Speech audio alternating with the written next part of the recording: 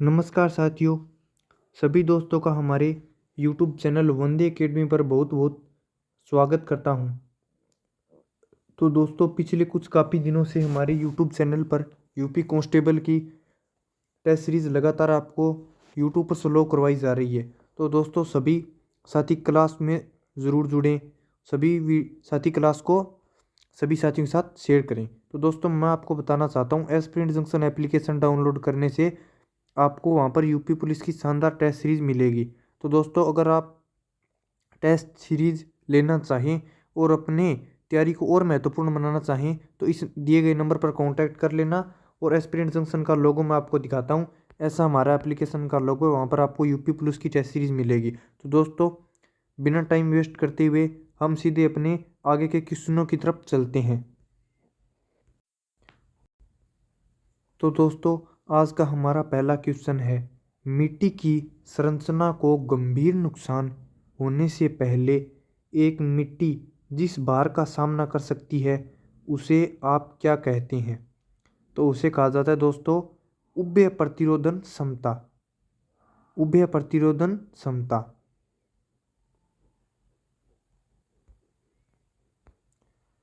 दक्कन के पठार के पूर्वी और दक्षिणी भाग में कम वर्षा वाले क्षेत्रों में क्रिस्टलीय आग्नेय चट्टानों पर कौन सी मिट्टी है जो विकसित होती है?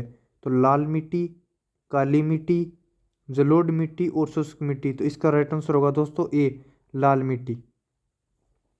और दोस्तों, पहले वाले क्वेश्चन का गलती से आपको गलत आंसर बता दिया, तो इसका राइट आंसर होगा वहन क्षमता। क्या? वहन क्षमता इसका राइट आंसर होगा।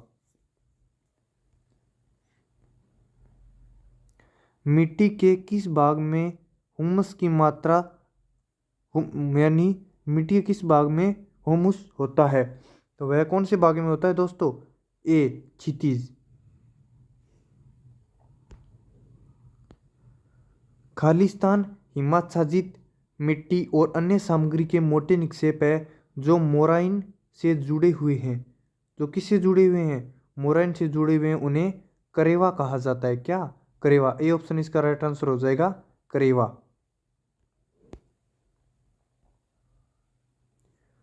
उष्णकटिबंधीय क्षेत्रों में पाई जाने वाली एक गहरी लाल मिट्टी है और अक्सर माफिक आग्नेय आधार पर विकसित होती है, उसे क्या कहा जाता है?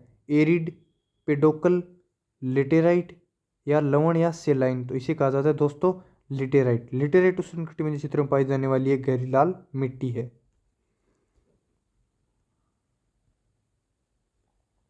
निम्नलिखित में से कौन सा राज्य सूरजमुखी की खेती में अग्रणी है? यानी निम्न में से कौन सा राज्य है जो सूरजमुखी की खेती में अग्रणी है? कर्नाटक, उत्तर प्रदेश, पंजाब और राजस्थान। तो दोस्तों, सबसे अग्रणी है कर्नाटक। ए ऑप्शन इसका राइट आंसर हो जाएगा, कर्नाटक। भारत की मिट्टी राष्ट्रीय मृदा सर्वेक्षण ब्यूरो और भूमि उपयोग योजना रिपोर्ट प्रकाशन संख्या 94 के अनुसार किस प्रकार की मिट्टी आदेश सबसे प्रचुर मात्रा में उपलब्ध है? मोलिसोल, अल्फीसोल, इंसेप्टिसोल, एरिडसोल। तो इसका राइट आंसर होगा दोस्तों सी, इंसेप्टिसोल या आदि मृदा। निम्नलिखित में से कौन सी मिट्टी भारी वर्षा और उच्च आर्द्रता वाले क्षेत्रों में पाई जाती है? निम्नलिखित में से कौन सी मिट्टी भारी वर्षा और उच्च आर्द्रता वाले क्षेत्रों में पाई जाती है? जो पाई जाती है लवणीय मिट्टी, पीट मिट्टी, लाल मिट्टी या पीली मिट्टी। इसका राइट आंसर होगा दोस्तों पील मिट्टी या दलदली मिट्टी। इस पील मिट्टी या दलदली मिट्टी की जल भराव क्षमता सबसे अधिक होती है, सबसे अधिक होती है। जलोढ़ मिट्टी के बारे में निम्नलिखित में से कौन सा कथन सही नहीं है? जलोढ़ मिट्टी है, इसके बारे में कौन सा कथन सही नहीं है दोस्तों? महानदी, गोदावरी और कृष्णा के डेल्टा जलोढ़ मिट्टी से बने, ये सही है। पुराने जलोढ़ को बांगर कहा जाता है और नए जलोढ़ को खादर, यानी पुराने जलोढ़ को बांगर और नए जलोढ़ को खादर, यह भी सही है। हिमालय क्षेत्र में हमें जलोढ़ मिट्टी मिलती है। उत्तरी मैदान जलोढ़ मिट्टी के बने हैं, यह भी सही है। तो इसका राइट आंसर होगा दोस्तों सी। मृदा का वैज्ञानिक सर्वेक्षण, मृदा का वैज्ञानिक सर्वेक्षण करने के लिए भारत में मृदा सर्वेक्षण किस वर्ष में स्थापित किया गया था? तो यह किया गया दोस्तों 1956 में। मृदा का वैज्ञानिक नाम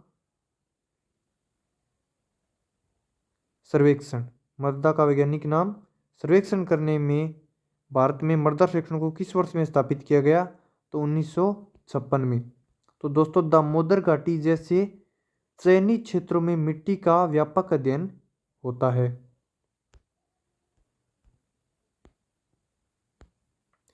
निम्नलिखित में से कौन सा गलत युग्मित है? तो यानी इसमें से कौन सा युग्म गलत है? मानव विज्ञान, सांस्कृतिक भूगोल, जनसंख्या की जनसंख्या भूगोल, जल विज्ञान, समुद्र शास्त्र, पेडालॉजी, फाइटो भूगोल।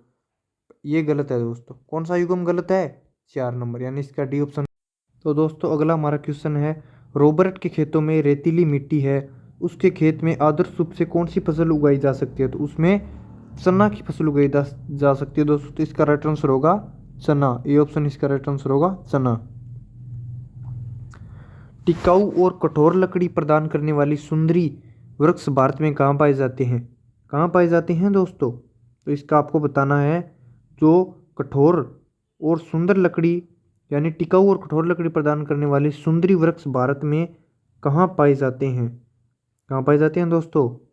मैंग्रोव वन में। बी ऑप्शन इसका राइट आंसर होगा मैंग्रोव वन। मेघालय के पठार, सह्याद्री और निकोबार समूह के मध्य और दक्षिणी द्वीपों में किस प्रकार की वनस्पति पाई जाती है दोस्तों?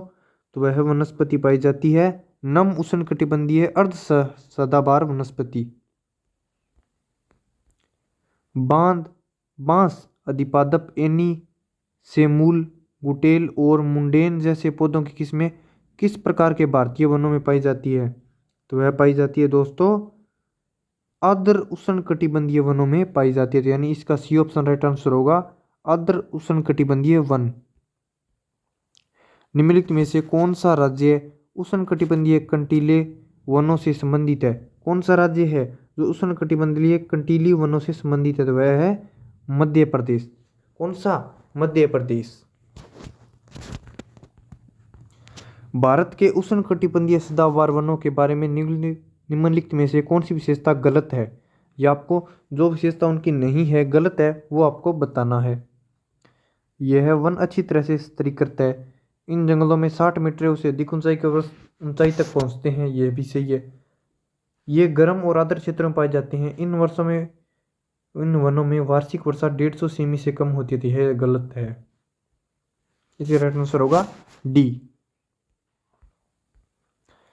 काई और लाइकेन किस प्रकार के वनों में पाए जाते हैं? तो दोस्तों काई और लाइकेन है वो टुंड्रा वनों में पाए जाते हैं। रोपण कृषि के मुख्य क्षेत्र विश्व के किन क्षेत्रों में पाए जाते हैं? रोपण कृषि के मुख्य क्षेत्र विश्व के किन क्षेत्रों में पाए जाते हैं? तो वह पाए जाते हैं दोस्तों उष्णकटिबंधीय वनों में। कौन से वनों में? उष्णकटिबंधीय वनों में। निम्नलिखित में से कौन सा स्थलीय पारितंत्र का एक उदाहरण है? स्थलीय पारितंत्र का एक उदाहरण बताना है आपको। तालाब, नदी, घास के मैदान या महासागर। घास के मैदान स्थलीय पारितंत्र का एक उदाहरण है।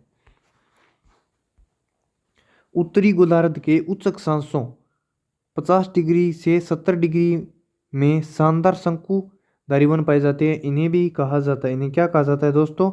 डी, टेगा कहा जाता है इन्हें। क्या? टेगा। तो दोस्तों मैंने आपको पहले भी बताया था कि हमारी टेस्ट सीरीज चल रही है, यूपी पुलिस कांस्टेबल की टेस्ट सीरीज चल रही है दोस्तों। 149 रुपये में ये ऑफर चल रहा है। तो दोस्तों इस नंबर पर कांटेक्ट करके आप इस टेस्ट सीरीज को ज्वाइन कर सकते हैं। और ये नंबर आप स्क्रीन पर देख पा रहे होंगे। और हमारी एप्लीकेशन है एस्पिरेंट जंक्शन नाम से, जो एप्लीकेशन है वो आपको ज्वाइन कर लेनी है, जिससे आपको यहाँ की टेस्ट सीरीज मिल सकती है। मैं आपको नंबर बता दूं 9119218784। तो सभी साथी वीडियो को लाइक शेयर ज़रूर करें और अपने सभी साथियों को बताएं कि यूपी पुलिस की यूट्यूब पर फ्री क्लासें चल रही है वंदे एकेडमी चैनल पर। तो इस चैनल तक अपने दोस्तों को पहुंचाएं, ठीक है, और वीडियो को लाइक शेयर करें। और हम आपसे ये वादा करते हैं कि यूपी पुलिस एग्ज़ाम क्रैक करने तक हम आपका पूरा साथ देंगे और आप एग्ज़ाम क्रैक करके इस बार यूपी कांस्टेबल के पद पर 2024 में आप सरकारी नौकरी ग्रहण करो। तो सभी दोस्तों को बहुत बहुत धन्यवाद वीडियो देखने के लिए, और कल एक नई क्लास नई ऊर्जा के साथ मिलते हैं।